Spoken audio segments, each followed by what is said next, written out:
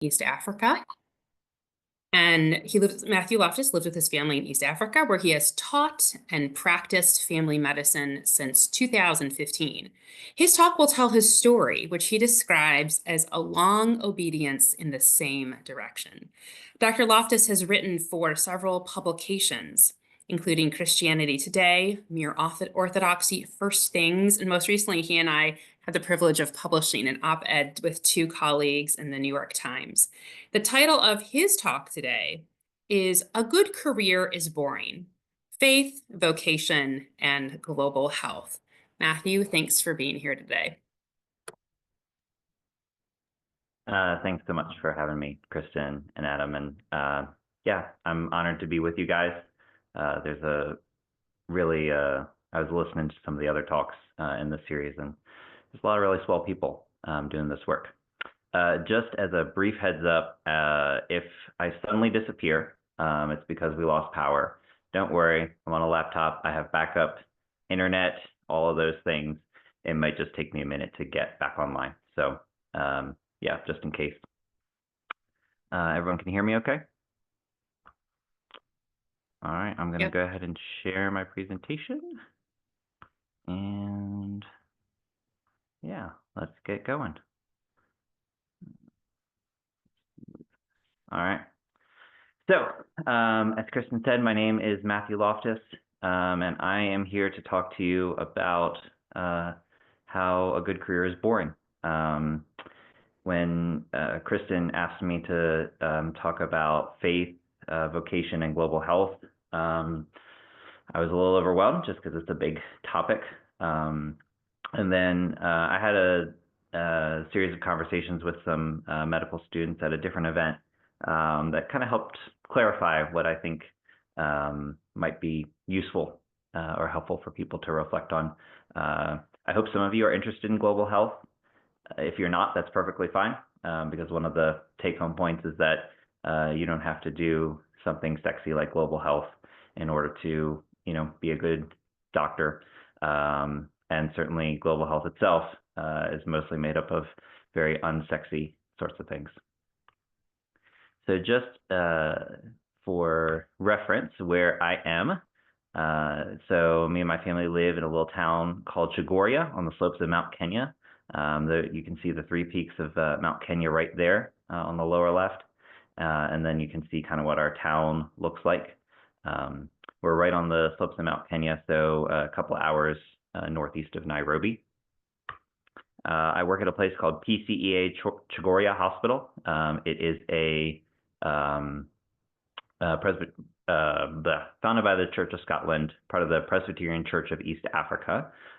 Started off, you see in the upper right-hand corner, a few little small buildings with thatched roofs. It's now a 250-bed hospital serving several different counties. We have a dialysis unit. We have a CT scanner. Fortunately, it's broken, but and then let me show you, this is a fun video. This is drone footage of our hospital. So in the center of the hospital, you see the chapel, and then around it are all the wards. So on the left-hand side, there's pediatrics. There are the medicine wards. We're coming up on the administrative outpatient areas, the dental clinic, and then it's going to turn. You can see around us, it's pretty much all farms and forest. So we're a very busy little town in a very rural area. There's the main street. You see we've got banks, we got grocery stores, we got gas stations, and now the drone is going to go back the other direction. So on the left-hand side now, you see the OBGYN ward, the surgical wards and the surgical theater. It's coming up on the nursing school, and then that big red curved building is the church. And then just beyond that, on the other side of the other building with the red roof, is the compound where my family and I live with the other doctors who work at the hospital. So we're a community of mostly American missionaries. There's 4 other missionary families plus a number of African doctors. So there's African specialists and our residents as well, when we all live together. So what do? I teach family medicine residents, as well as interns and students of all cadres. My main job is in family medicine education, which I love. I do see a lot of patients, so most of the education is kind of bedside teaching. So inpatient and outpatient, full spectrum family medicine. We have 2 surgeons. So I just realized I forgot to silence my phone, so I'm going to do that real quick. And a surgical residency. So they handle the surgical stuff, but we do just about everything else. I do writing, as Kristen mentioned, popularly, and then supervising resident theses, curriculum development, and then on the mission side of things, on the faith side of things, I would say my primary vocation, like why I'm here, besides serving people, is discipleship and encouraging African health professionals. So helping health professionals here learn medicine, but also helping them to grow as people, to grow in their faith, and especially to consider whether or not they should pursue a life of service to the poor. There are a lot of things that are very different about practicing medicine here in Africa, but there are also a lot of interesting similarities. And one of them is that there is a very strong push, a very strong desire on the part of medical professionals to seek status. There's a lot of pressure from families, perhaps even more here in Africa than in the U.S., to earn a lot of money and get a job that has a lot of prestige and status, and then, run with that for the rest of your career. And so a lot of what I'm trying to do is help to do a little counterformation to that particular narrative. So this is a picture of me and my wife on the right-hand side. We're doing an OB drill. I don't know if you guys have ever used the fake bellies that simulate an OB hemorrhage. So I'm wearing the maternity gown, and I've got the fake belly on, and then I've got red Kool-Aid coming out from between my legs to simulate, well, I'm testing the residents about the hemorrhage resuscitation. And then the other picture is a picture of my wife leading a neonatal resuscitation skills workshop.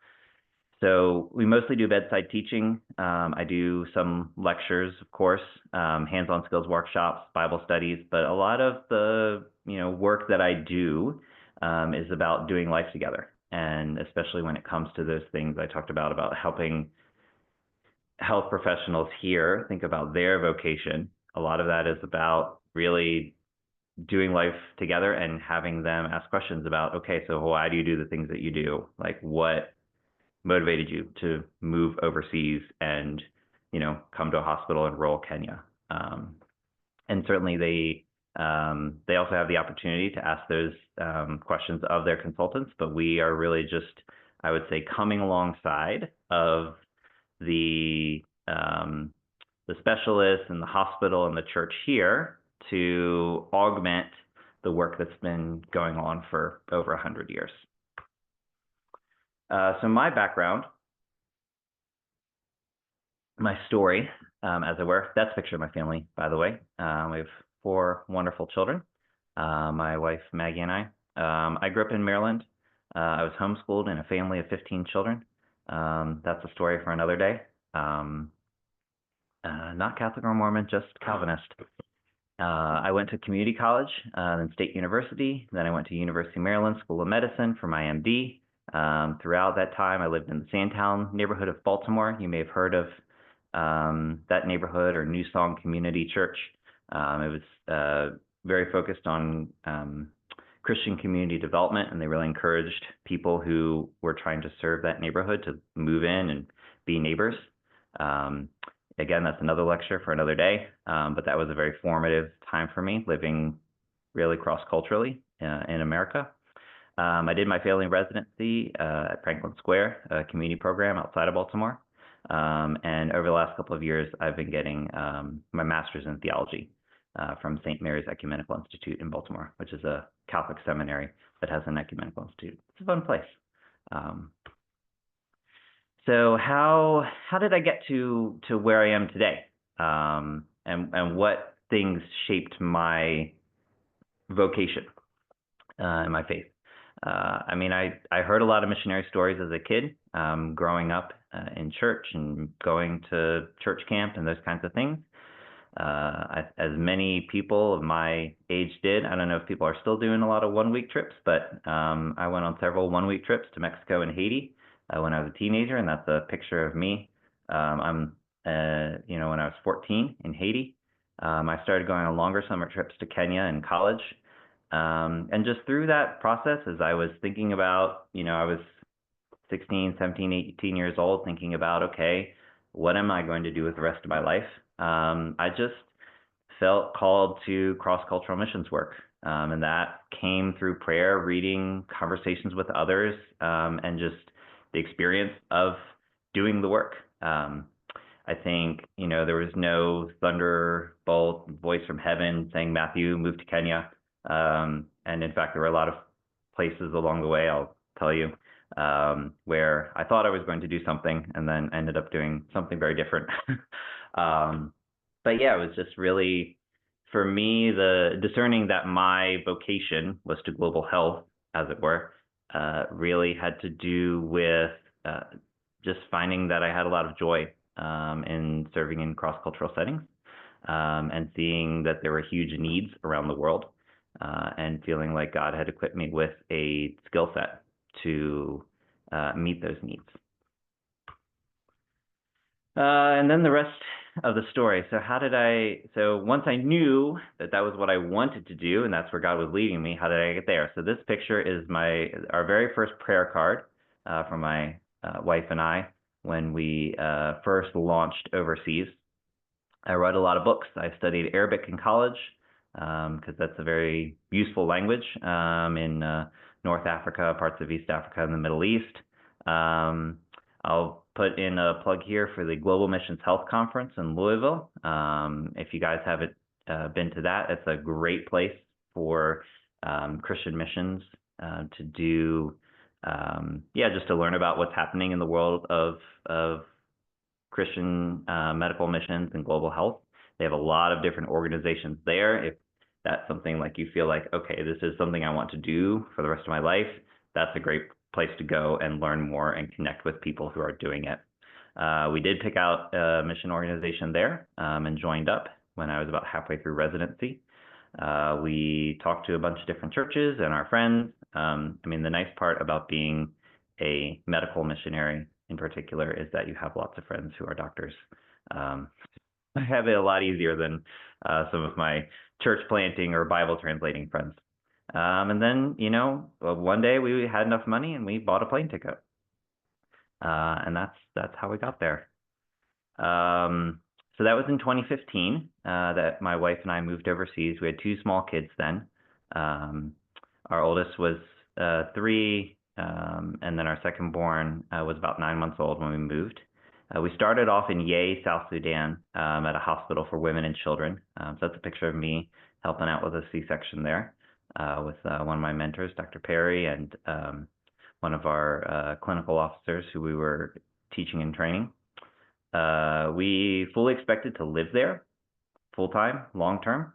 We were building a house, and that house still is sitting there half-finished in South Sudan because shortly after we moved there, the civil war that had kind of been off and on for a while became very much on and spread to our area, which it really hadn't before. And so we had to evacuate. It wasn't like a, get to the chopper kind of evacuation, but certainly it was a very tense time where, there was a lot of fighting going on around us and bullets entering our compound. We had a couple of days to pack and get on a plane, but it was still definitely scary. So we evacuated and moved back to Baltimore, and we were kind of stuck. I had a very, okay, God called me to do this thing, and I'm really excited to do it, and I have given up my life in America and a lot of other things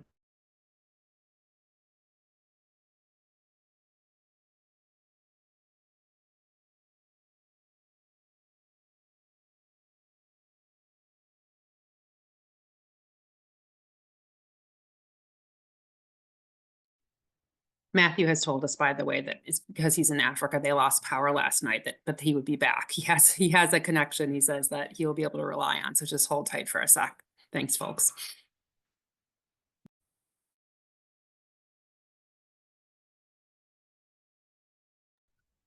He said he'll be back. He warned us this would happen when Adam and I logged on. So in the meantime, please, if there are questions that have arisen so far from his presentation that you would like us to field to Matthew when he returns at the end, because he is going to allow time for Q&A, please either put them in the chat, or please put them, if you don't feel comfortable, put them in publicly, privately to myself or Adam, or we can call on you when he returns. And also, Matthew, obviously we have been striving to have a combination, here he is, of personal stories, so you can ask him questions as well. We told the group you warned us this would happen with the power outages and you have a backup, so we promised them you would return. Here you are. Thanks. Here I am. Yeah. All right, let's see. So where was I? So we moved back to East Africa. We spent some time studying Swahili so that we could better communicate with patients. And then God led us to a little town called Latane on the western side of the Great Rift Valley of Kenya. And I worked there at that mission hospital for 5 years. It was a really wonderful place.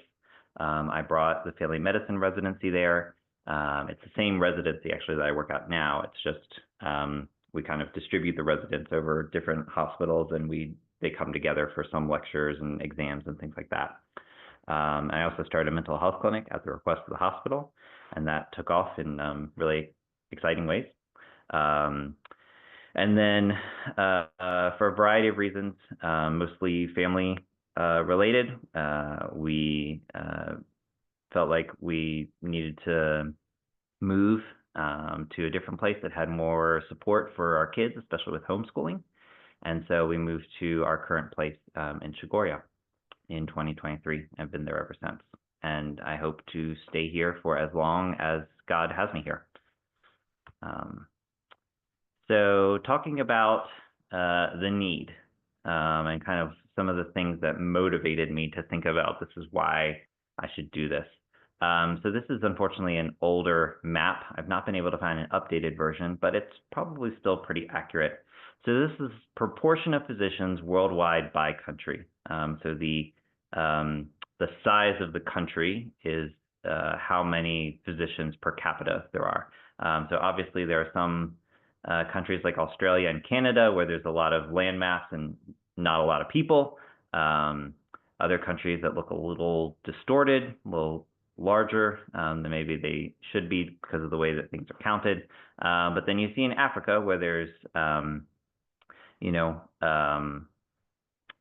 almost 1 billion people and practically no doctors for, just vast numbers of people. And, similar proportions for other health workers, nurses, and mid-level providers and things like that. And so there are huge needs, huge disparities in health.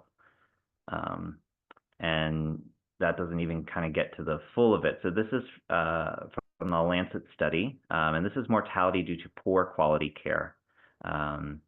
So, I'm not sure how they counted some of the numbers, but certainly I think that this map reflects a reality that low quality healthcare, so not having the right drugs, not having health professionals who are skilled in or you go to a health center, maybe they don't give you the correct diagnosis, maybe they don't have the right drug available, maybe the person you're seeing doesn't have the qualifications appropriate for the procedure that you need.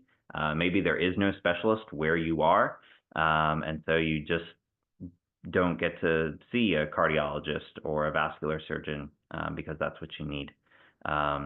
And so that's why our work is really focused on education as opposed to just direct care. Obviously, directly caring for patients is great, but there are millions and millions of people who need more care. And I feel like part of my vocation is helping, focusing primarily on education, teaching, and training that can kind of maximize the gifts that I have and what I have to offer. And then this is from Joshua Project. I don't know if you've been on that website, but basically the green dots are places where there are thriving churches, and the red dots are places where people groups that don't have any access to the teachings of Jesus. And so if someone in that area, in that dot, wanted to learn about Jesus, and they wouldn't have that opportunity, even if they wanted to, because there's no church in their community, there's no Bible in their language. And so this is also part of the thing that motivated me, was wanting to be a part of spreading the love of Jesus in word and deed. So the call. Many of you have probably heard this quote from Jim Elliot before. He is no fool who gives what he cannot keep to gain what he cannot lose. For those who don't know, Jim Elliot, he was a missionary in Ecuador. He was martyred along with several other of his teammates in 1955. And he's kind of, a shining figure in the Christian missionary imagination. Here was, this young, virile athlete with a young family. He had a young daughter. Everybody else in that community were married. And due to some really tragic circumstances, was martyred while trying to share his faith and help people in a remote jungle in South America. And so, within the Christian missionary community, I would say, when it comes to global health, there is perhaps even more, especially with global health, there is this valorization of suffering, of, burning out in a white hot blaze of glory, right? So certainly there are a lot of motivations that go into wanting to pursue a career like this one. And, I'm not going to lie that obviously, like, there are good things like wanting to serve others, wanting to share the love of Christ, wanting to obey God when I feel like this is something that he wants me to do. But there's also this little feeling of like, wow, I'm a special Christian. And, I want to be like Jim Elliot. I want people to remember me for, what I've done for other people and what I've done for God. And that is just not sustainable. That is not real life. I mean, obviously, like, there are people like Jim Elliot, and there are people who have made incredible sacrifices. And I don't want to deny that there are aspects of my life that are very hard. But really, what it takes to pursue a vocation in medicine, in global health, I mean, really in life in general, as that God has led you to, is a willingness to surrender all of those feelings and desires to be doing something great for God or doing something great for other people. And that applies, I would say, regardless of where you work, where you are, because there will always be a point at which, if you really are giving yourself in a life of service to other people, whether that's in America or in a different country, like, you will eventually reach the end of yourself. So what have I learned on this journey? Best laid plans go awry. I thought we were going to, first I thought we were going to move to an Arabic-speaking country. And then my wife and I visited some places, and it was clear that it just wasn't going to work for us. And then I moved to South Sudan, where people do speak Arabic, but they don't speak the Arabic that I studied That didn't work out. And then I thought we were going to live in South Sudan long term. That did not work out. I thought that, I could do, I could just keep going, in my work. And I reached a point where I almost had to stop.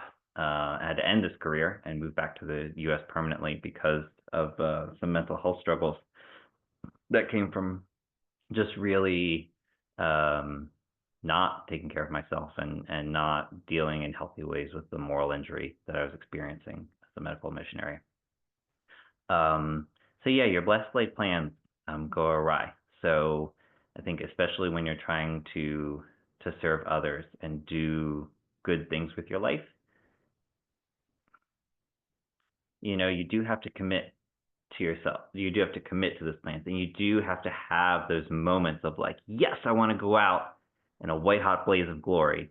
But you also have to hold that loosely, because as much as you need that energy and that enthusiasm and that sense of calling and vocation to like overcome the hurdles that it takes to commit yourself to a life of service, you also have to recognize that that energy and enthusiasm, as wonderful as it feels and as exciting as it is, like it can't sustain you forever. It has to at some point transmute itself into like, okay, I'm going to get up today. I'm going to see patients. I'm going to teach the residents. I'm going to not lose my temper when someone didn't pre-round on their patients, or when the insulin is out of stock again, or man, I remember one time I was seeing a patient. We were talking about their care, and the who the surgeon was like, yeah, we should probably place nephrostomy tubes, but we only have one nephrostomy tube in stock. We don't have two nephrostomy tubes in stock. So what's the point of placing one nephrostomy tube when the patient has an obstruction? And it was like Christmas Eve or something. So the chances of getting restocked in the next couple of days was low. And I just wanted to throw my iPad out the window. Yeah. So like being a good, kind, patient person in those circumstances, right? Like there's no amount of energy and enthusiasm and like, yes, I'm going to do great things for God. I'm going to serve poor people, that can, keep you from losing your cool in that particular moment, right? That has to be something that I trained myself in and disciplined myself over time to be faithful in what I'm doing. Yeah. So if you dedicate yourself to something good and difficult, you'll eventually come to the end of yourself, and God is waiting for you there. This is a tough one because when people, medical students ask me about, okay, so what do I need to know? How should I prepare to be a medical missionary? And certainly. And it's tough because I do want people to just cherish that sense of calling and vocation. And medical training is so long, and so you have a lot of time to think about like, okay, what do I do to prepare to be a good medical missionary? And it's hard because I have to tell people like, at some point you'll reach a point where it breaks you. I don't know what it will be that will break you, but you will just sort of hit the end of yourself. One of the things about us as doctors, as health professionals, is that we are very competent, and especially in America, we are very highly trained to be just in charge, and the system is meant to work. But the reason why poor people suffer health outcomes is that the system does not work for them. And so you're constantly running up against those really awful injustices and systems that are broken. And so that, at some point you just kind of get shattered. And then God is waiting there for you to pick up the pieces and to realize, like, oh, this was when I was called, he called me specifically to do this thing that he wanted me to do. And really, at the heart of that, it was because he wanted me to know his love in a very deep way. And this was the path that he wanted me to go on in order to appreciate his love for me and for everyone else. And the love that he loves me with is the same love that he loves everyone in the world with. And that is a really incredible thing. Um, but us doctors are not used to being broken into pieces. And the whole point of medical education is to make you unshatterable. Um, and no matter how flexible, patient, um, selfless, loving you are, you're just going to reach that point. And that's okay. And that's even a good thing. And it happens, and it's probably going to happen to you more than once in your life, even. So I can't love the whole world. When you think about global health, right? Loving the whole globe, health, healing the whole globe, right? That's just impossible, right? I can love and attend to one person in front of me. And certainly there are people that make decisions about, how to spend millions, billions of dollars. That does have impacts on millions of people. Um, and, the people who are, doing that are going to be held accountable, hopefully in this life, but definitely in the next. And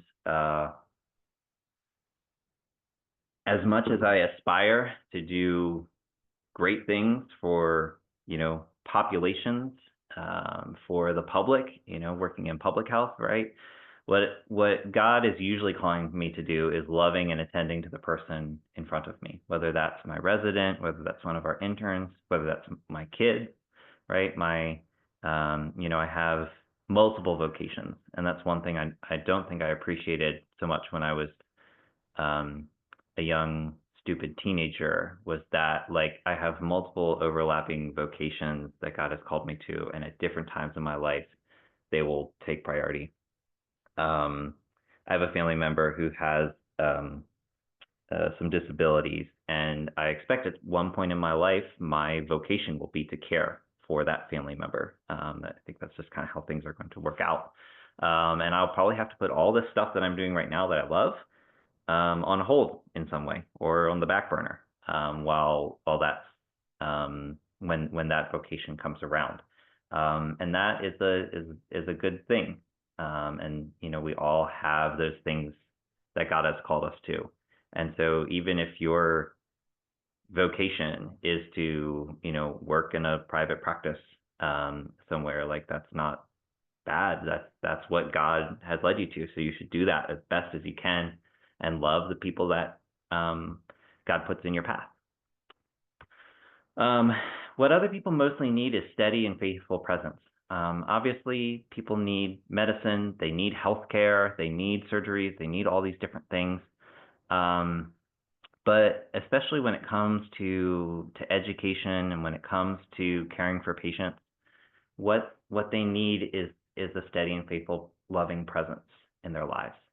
And I'm very grateful that a teeny tiny bit in my medical school, and then more in my residency, and then more and more as I've gotten further out in my career, that I've been taught and mentored and encouraged to do that for patients.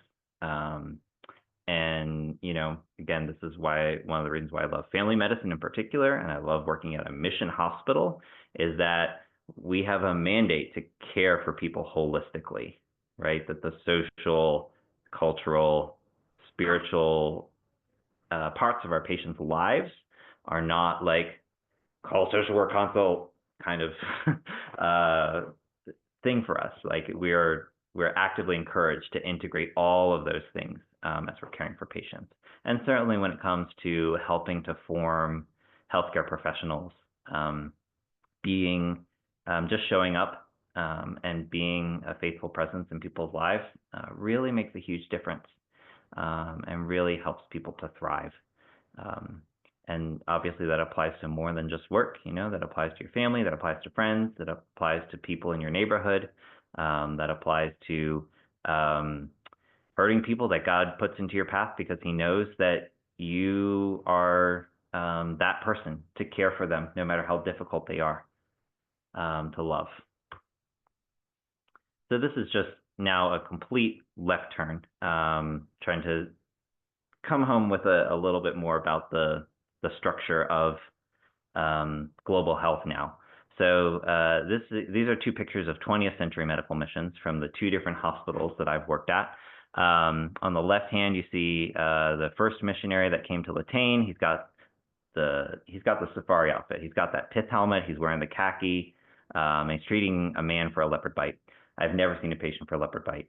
I've treated a lot of COPD, heart failure, etc. No leopard bites. And on the right is the Chagoria Hospital. At 100 years ago, the idea was you go somewhere, you build a mission station with a hospital, a school, and a church. It was mostly people from Europe, North America, and Australia to everywhere else. Now that it's completely flipped around, mostly doctors and nurses providing direct care. And then in the mid-20th century, we kind of saw a dramatic transformation with World Health Organization and community development strategies, many of which were kind of led by former missionaries who kind of saw like, okay, this is really good that we're doing this direct care stuff, but now we really need to find ways to multiply our efforts. So now in the 21st century, we are kind of taking those forward. So there are a lot of different opportunities and strategies for global health. So I'm just going to put, I do not expect you to read all of these words. I am not going to read all these words on the slide. This table is, this slide and the next slide are from the teaching that I do as part of with our residents to try to get them to think about, okay, so like if I'm going to intentionally live my life in such a way to care for the vulnerable, how am I going to do that? What strategy am I going to pursue? Short-term medical missions, very popular one, even here in Africa. You have people that are, churches from Nairobi that, have resources sending doctors and other health professionals to go to a more rural area where there's a lot more needs and, do some surgeries, run some clinics, those kinds of things. There are opportunities and hazards with both, with that in terms of you can engage people quickly, you can cover a lot of ground, you can include people that otherwise wouldn't be included in going, but obviously there's a lot of downfalls as well. And certainly if you've not read the literature about short-term medical missions, I would encourage you to do so. Building a hospital is really great. There's a lot of long-term investment that can, connections with the community. But then once you build a hospital, it's like, it's there. And you can't build it somewhere. You can't necessarily move that institution somewhere else easily. This is one of the challenges that mission hospitals in Africa are having right now, is they built themselves in areas where there was a lot of need, and rural areas. But now, as cities have developed in faraway places, they're kind of like, well, now where do we work? How do we get, patients to come to us? And how do we care for people when, there are now big hospitals in big cities that we're competing with? Community health and public health is obviously a great way to serve people, really kind of maximizing efforts in some ways, because you can do a lot of little things incrementally over a long time, but then you don't always get to go as deep. Certainly you have, what I see is a lot of patients who have, vaccines and access to relatively clean water, but when they have a more severe illness like cancer or heart failure, then they don't always have the resources for that. Medical education, that's the one I love. And it is, I think it improves quality of care and can be really impactful over the long time, but it is expensive and hard sometimes to focus on long-term retention. Marketplace health, private clinics, obviously that's where I think a lot of healthcare happens. And so investing in that and helping make that better is good.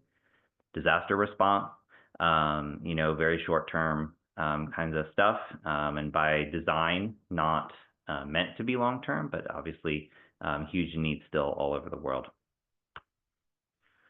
Yeah, so in summary, so this is a picture actually from this morning.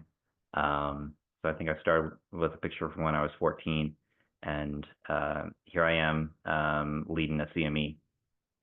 So really the emphasis that I would give and the thing that I would hope you take out of this is to be attentive to the needs around you and the people around you.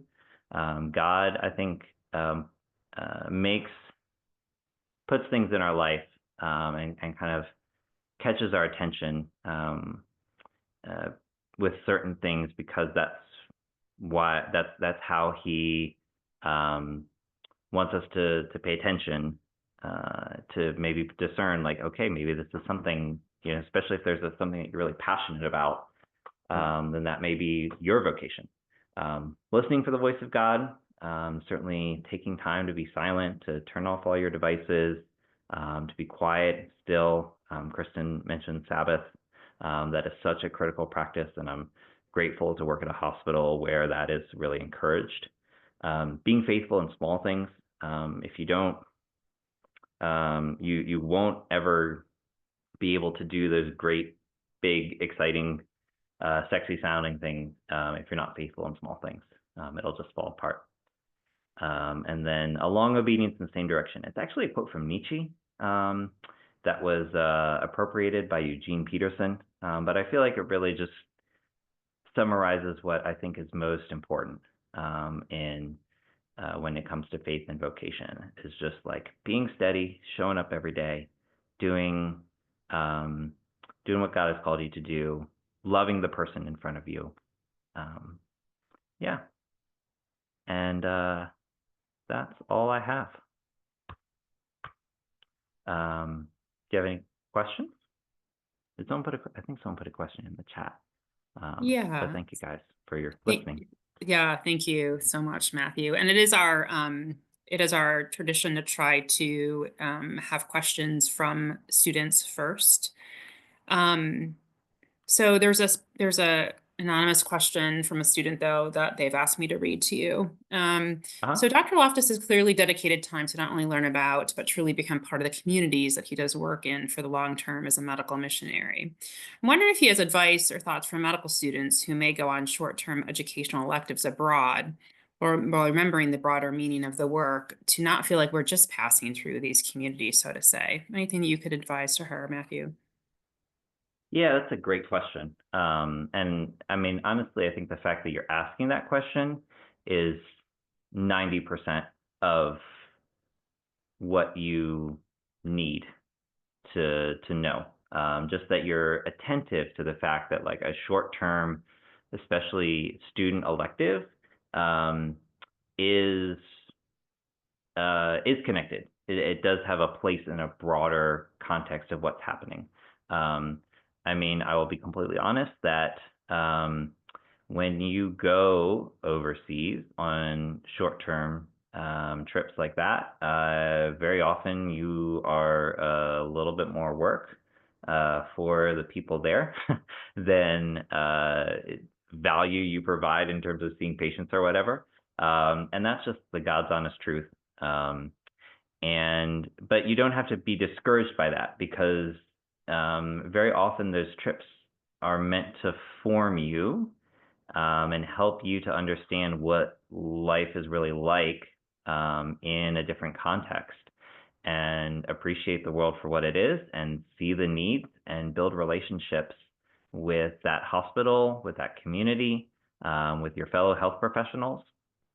And I think as long as you maintain those relationships after you come home and you let that experience shape the way that you practice and live for the rest of your career, um, then I think that it will be worthwhile. And so I would say, please, yes, take advantage of those trips as if you can, because they are really powerful. But yeah, just keep in mind that it is a broader context, and you're there to learn, just like when you are on any other elective, right? As a medical student, you're there to help as part of the team, right? But you're there to learn about that field, whether it's a urology or nephrology or whatever, right? You're there to be shaped, hopefully in good ways.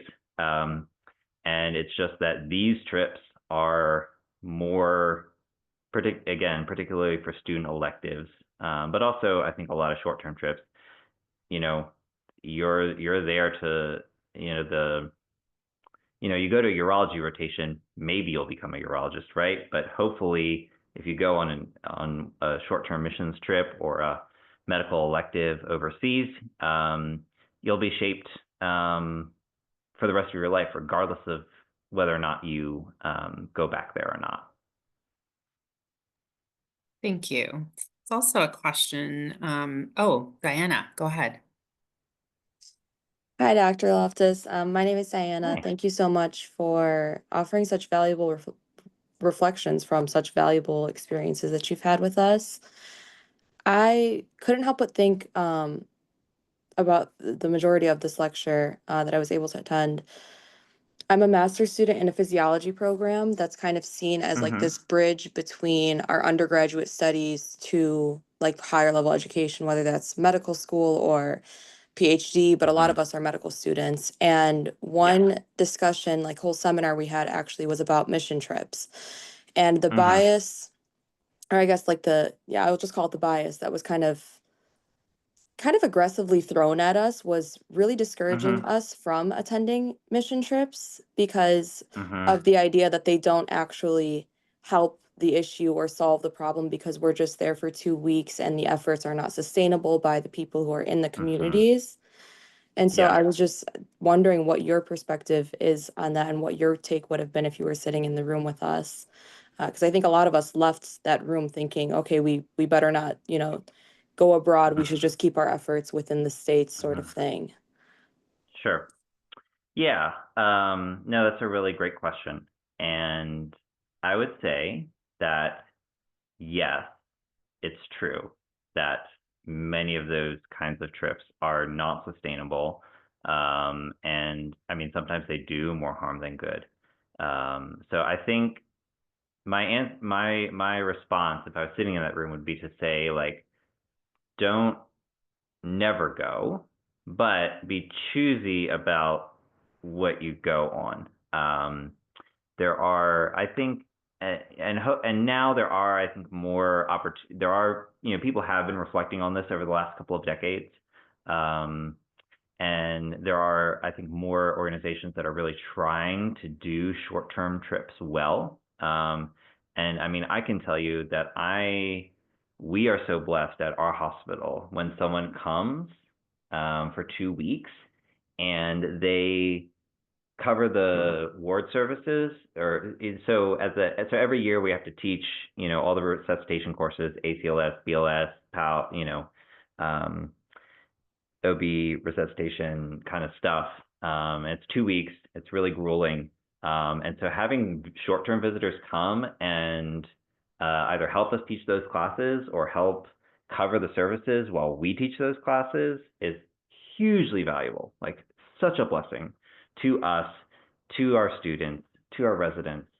Just incredible. And that's almost, and that's in some way that like that's the platonic ideal of a short-term trip, is that you go, you teach people there how to do something, and then you leave and they have that information, and or even better, they are capable now of passing that information on to other people, and so there are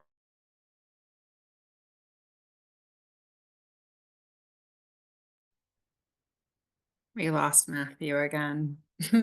Diana, hopefully you got the crux of his answer though, right? Like don't throw the baby out with the bathwater, so to speak, but trying to find, right, be choosy about the experience and who's supposed to And I think that those are good. But again,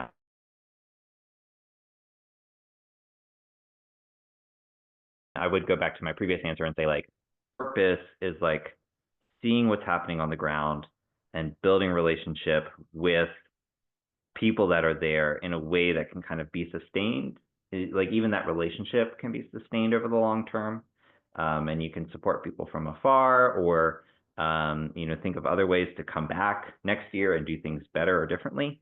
That is still valuable in and of itself. But I think you do have to be careful because there are trips that are not just about, they're not so much I have to be really careful. There's trips where the goal is forming you as a person and you learning, and then there's trips that are designed to make you feel good and take some nice pictures so you look sexy on Instagram, holding some poor, dark-skinned child, right? And we really want to avoid that. So I'd just be very choosy and cautious and intentional about how you're doing it. Thanks, Matthew. There's one more question that we'll have time for from a student directly to me to read to you. She says, I'm finding that medical missions is often very isolated from other non-medical evangelical missions efforts. Where have you seen overlap between the two in your career, or do you have ideas on where they can collaborate more? Yeah, I mean, I think that has just been a tension in medical missions from, I think, really the days like once medicine started to get really good, like from the late 1890s on, like once medicine itself became really potent in ways that it hadn't back in the days of the four humors and leeches and whatnot. The temptation to run with like just doing medicine and neglecting other aspects of spiritual care or mission work has just sort of been this constant back and forth interplay, and maybe not a tension will ever fully resolve. I mean, certainly, again, in the work that I do, I am, we are starting to see graduates of our program come up and become missionaries themselves. One guy I worked with in Latane, he's Burundian. He's one of the first graduates of the family medicine program, and he's going back to Burundi to start a family medicine residency there for French-speaking doctors, which is, right now they don't have that in Burundi. And certainly I think, and we've got other residents who are moving out to more remote areas of Kenya to serve there. So I do think that, equipping and empowering indigenous leaders is going to lead to much greater sense of connection between medical missions and other mission work. But the whole subject is has a very long history, and you can look up other things I've written about it. Yeah. And final question. There's a question from Mitch Garner in the chat. I don't know if you saw it, about if you've ever heard of Eric Liddell, the Christian athlete who won a gold medal and then went to do missionary work, and he refused to run a race on Sunday because it violated the Sabbath, and he the Chariots of Fire movie was made after him. Are you familiar with his work? Did he inspire any of your work? Oh yeah, I mean, his story was one of many, and I mean, he actually went on to be martyred as well. So yeah, he was one of many stories that inspired me when I was young. Thanks, Matthew. Well, friends, we've come to the end of our time together. And Matthew, that was so lovely. Your willingness to be vulnerable about the realities of this work and your service to others has just been inspiring to all of us, I know. And thank you so much for your time today. And friends, thank you so much for joining us on this Friday. Until next time. Thank you, guys. Bye.